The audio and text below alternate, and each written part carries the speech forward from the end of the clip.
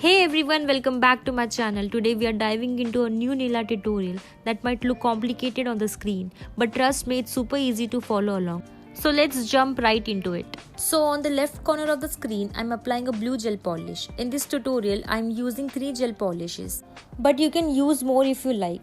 One of them is a glitter gel polish. So I will start by applying the blue gel polish to cover the half of the corner area. Then I will add a bit of glitter gel polish followed by a thick line of black gel polish. Repeat the same step on the other half of the corner. Use blue gel polish again. Feel free to customize it to your liking. Let's keep it simple and stylish. After applying the base color of gel polish, don't cure them under UV light just yet.